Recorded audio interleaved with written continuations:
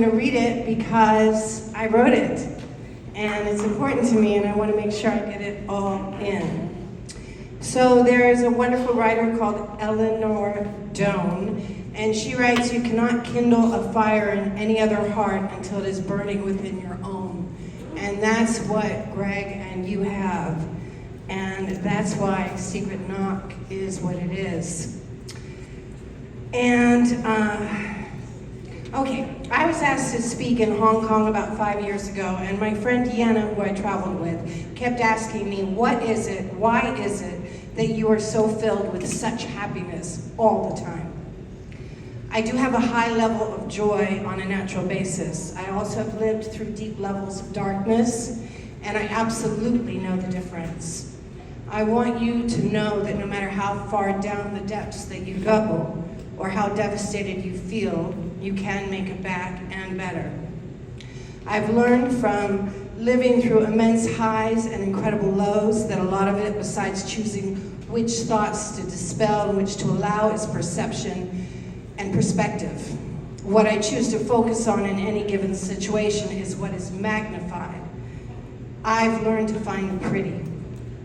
Some people call it looking for the silver lining. Some people say don't turn a molehill into a mountain, and consider everything a molehill and you'll never have a mountain. There are so many deep aspects to this. All of us have our own pain tolerance and levels. There's no judgment here. Your hangnail might devastate you as much as my fractured foot. I was told by someone very wise a long time ago, never cry over anything they can't cry over you. It doesn't matter how many times I fall down, it matters that I get up one time more than I've fallen down. Failure does not have to be an option. A saint is just a sinner who has gotten up. Thomas Edison became famous for saying, "I have not failed 10,000 times, I have not failed once. I have succeeded in proving that those 10,000 ways will not work. When I've eliminated the ways that will not work, I will find a way that will work."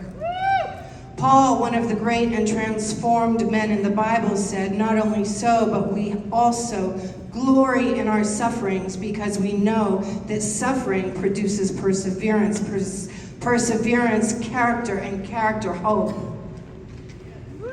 Dr. Robert Masson is a great friend of mine. He is a neurosurgeon who used his amazing surgical skills twice on my neck and once on my lower back to fix the effects of a car crash I had when I was 19. I was told I should have died in that crash, and I didn't. Though it did devastate my neck and back, which decades later did show up, and he fixed it with surgical techniques that had never been done before. He says, adversity is opportunity. Every adversity is an opportunity to grow, to adapt, to overcome, and to be better. That's life. I realize we cannot experience God's miracle unless we are faced with challenges, don't you think? Fortitude, strength, wisdom, power, performance.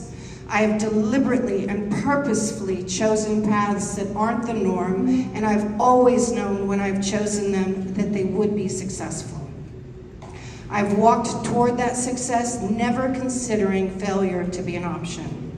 My career as an actress, opening my men's store at age 25, which 33 years later continues to be a success, and is an absolute joy in my life. Thank you. I got pregnant at age 28, and the dad chose to walk away, and 29 years later, my phenomenal son is an absolute joy and such a privilege to know and to love. In spite of great hurdles, lulls, and pitfalls, or what I thought at the time to be pitfalls, it's like my life verse says, all things work together for good to those who love the Lord and are called according to his purposes. Each of us are specifically called for a purpose and a plan. Each of us has been endowed with particular gifts and insights solely meant for us. No two of us are alike. How extraordinary is it that in all this world, we each have different fingerprints, different DNA, different personalities, different eye color. My joy comes from truly and deeply knowing I am loved just as I am by a God who created me before time began and loves me just the way I am, knowing that He is the potter and I am the clay.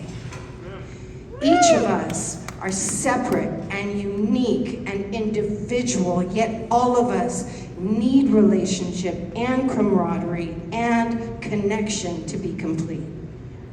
For me personally, I'm willing to continue in this life to be molded into whatever it is God means me to be as I continue to transition and grow in the grace and love and freedom that comes from my ever-growing trust and hope in Him. When I was 15, I starred in a TV series called Herbie the Love Bug with an amazing man named Dean Jones. Y'all know that, right? He spent time each and every day talking to me about God, about the God-shaped hole inside me that could only be filled with God. He spoke to me about discernment, and he and his wife met with my mom and I at church on Sundays. All of that was a first for me. I had no idea at the time how life-changing their influence on me would become. We've all experienced how life can change in a millisecond. Colt, recently, more than many. And with that, Greg and his family and all of us through him. This has caused me to think, so rather than give you wonderful, insightful, and real examples of how God has brought me through darkness to light,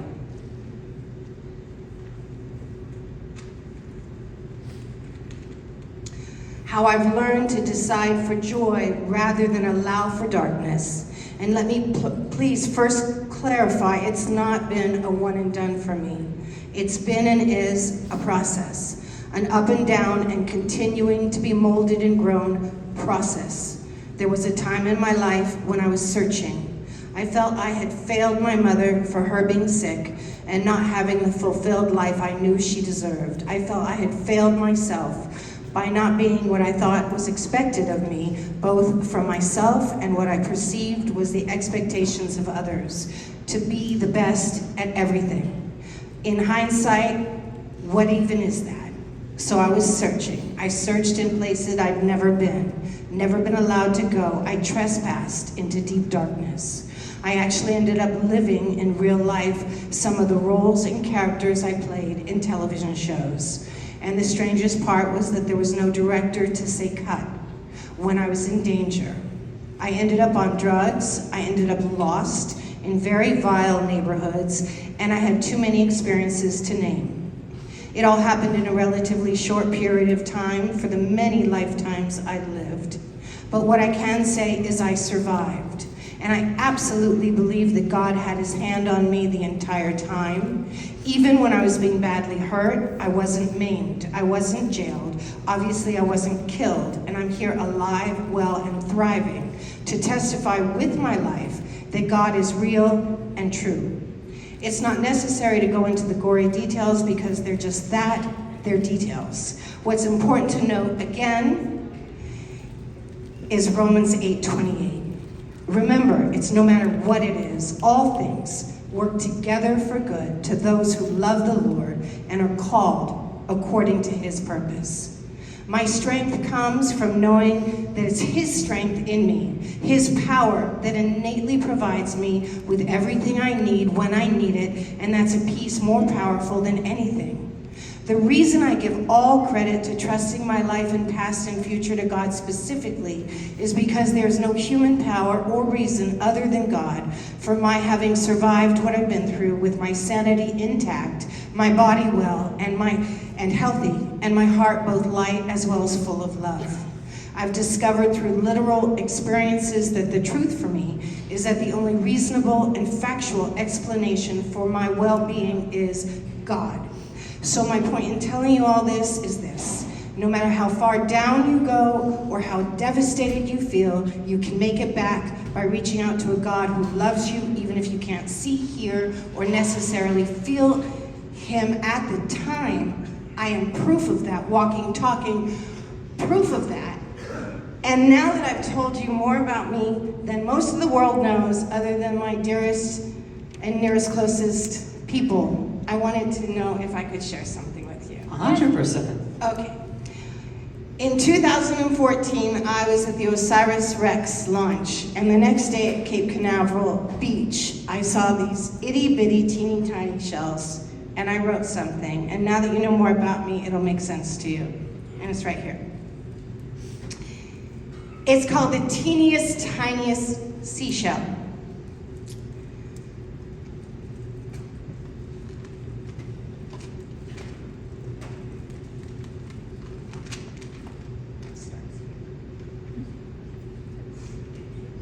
The tiniest little seashell. God's love for the tiniest little seashell on the beach that thinks, how could God love such a tiny little seashell when it's so very, very small? God certainly must love the big, white, pristine seashells a whole lot more. Why should any attention be paid to something so small, so meaningless, so hard to even take notice of?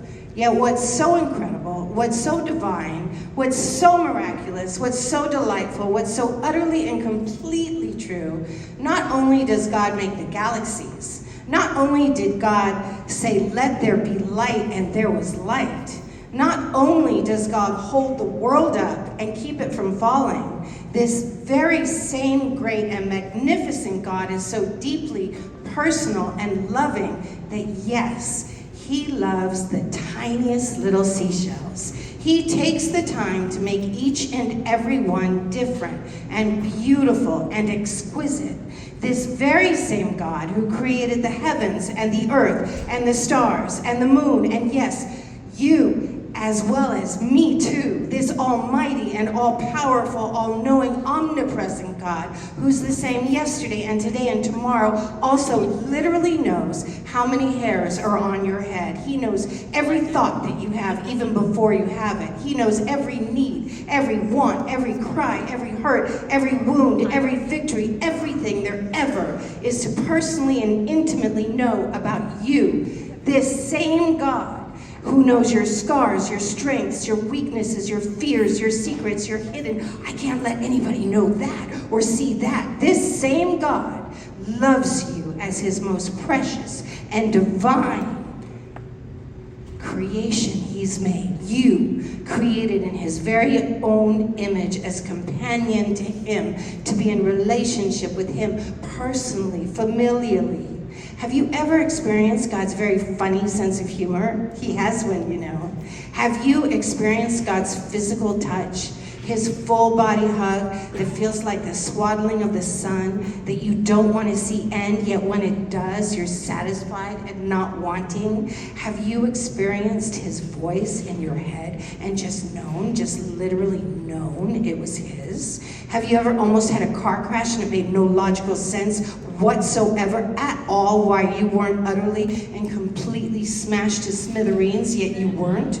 Has your own life ever been saved when you ought not to have lived? Has this happened more than once, more than twice, more than that even? God loves you. God loves me. God loves all of you. Some people only look for the perfect seashells to pick up on the beach, the big ones, the perfect, unchipped, big, plain ones, the big, plain, colored ones that you have to dive in the waves for. They haven't been smashed against the sand yet. The pressures of the grinding of the sand against them back and forth as they're dragged with the moving tides, and the crashes of the wave, the sedimentation, the mouths of the animals being the homes of various animals with claws, being stepped on by careless people who don't care. Actually, even if they were to care, often they don't even notice. In fact, were they even to notice, they'd be more likely to complain more than anything, for the shell on its beach, having survived the crashes of the waves, the grits of the sand, the animals that have clawed and lived within, not even to begin to mention the shell's life prior to even landing on the beach and surviving its journey, however long, however wonderful or not, and very treacherous in the ocean. These people would, yes, indeed, human people, would be yelling at these imperfect survivors for daring to cause them pain, for daring to be stepped on. I look for the small ones, the broken, forgotten ones, the imperfect ones, The looked over ones, those are the ones God can show his glory in the midnight hour with. Moses stuttered. Saul murdered Christians. Peter fished and denied Jesus 3 times before the rooster crowed. Each of the disciples were broken men. They weren't highly esteemed, powerful men, important and wealthy in their communities. Jesus had a manual labor job. He was a carpenter from an unwealthy family. Yet who is it that more people on the face of this planet to this day still argue most about? It's Jesus, who preached for under 3 years, never traveled by car, and had no computer to keep files of his sermons on. Jesus, whose Father is the source and definition and creator of love, life. Scientists to this day are searching and beginning to find the beginning of start of proof of life began after the earth formed, and there's no question about that. Genesis, he said, let there be light. And yet, after all of this, God says, I love you, tiniest little seashell. You are important to me. You are meaningful to me. I created you. The same I am who created the heavens and the earth. The same I am who gave my only begotten Son so people may be saved. Just as God, my Father and yours, would have given up his only begotten Son to die on the cross if to save only one person's sins here on earth, this same God who knows how many hairs are on each of our head, made and loves the tiniest little seashell.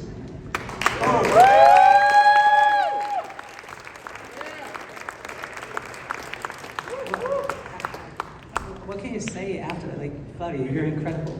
I've never seen you speechless. Claudia, can you give her another round of applause? Yes. The tiniest of seashell. Wow. Can you stand up to get that? Give her a round of applause.